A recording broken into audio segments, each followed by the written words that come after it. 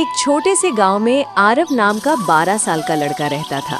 वो शांत स्वभाव का था, लेकिन उसके दिल में एक राज छुपा था। गांव में एक और लड़की थी, नैना।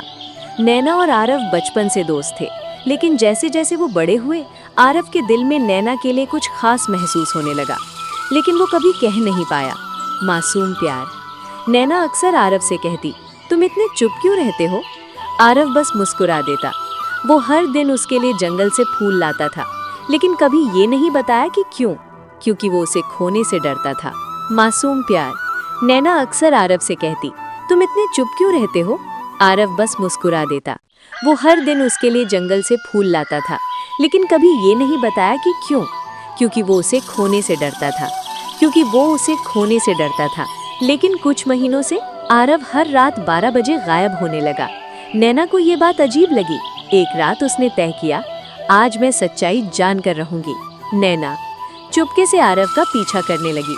जंगल में पहुंचते ही उसने देखा एक पुराना पेड़ जो हल्की नीली रोशनी में चमक रहा था।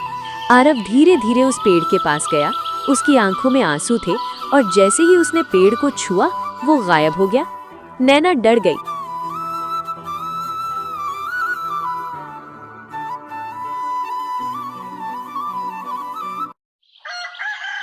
लेकिन उसने भी पेड़ को छुआ और अचानक वो एक अजीब दुनिया में पहुंच गई, जहां सब कुछ अलग था। आसमान बैंगनी, हवा भारी और चारों तरफ सन्नाटा। आरव सामने खड़ा था, लेकिन अब वो कमजोर और थका हुआ लग रहा था। नैना रोते हुए बोली, ये क्या हो रहा है? तुम यहाँ कैसे? आरव ने धीरे से कहा, मैं यहाँ फंसा हुआ हूँ 1 साल से। आरव ने बताया, 1 साल पहले वो इसी पेड़ के पास आया था, क्योंकि वो नैना को अपने दिल की बात बताना चाहता था, लेकिन किस्मत को कुछ और मंजूर था। जैसे ही उसने पेड़ को छुआ, वो इस दुनिया में कैद हो गया। दिन में जो तुम देखती हो वो मैं नहीं हूँ, वो सिर्फ मेरी परछाई है। असली मैं यहाँ हूँ। नैना की आंखों से आंसू बहने लगे। उसे समझ आया कि जिस लड़के से वो हर दिन बात करती थी, वो असली नहीं था। नैना ने रोते हुए कहा, तुमने मुझे पहले क्यों नहीं बताया? आरव बोला, मैं तुम्हें डराना नहीं चाहता था और मैं तुम्हें खोना नहीं चाहता था। विपत्ति। आरव ने बताया, अगर वो जल्दी बाहर नहीं निकला तो उसकी परछाई भी गायब हो जाएगी और फिर वो हमेशा के लिए इस दुनिया में कैद हो जाएगा। दोनों को पता चला, सिर्फ पूर्णिमा की रात ही वो इस दुनिया से बाहर निकल सकते हैं, लेकिन एक शर्त थी, किसी एक को यहाँ हमेशा के लिए रहना होगा। बड़ा फैसला।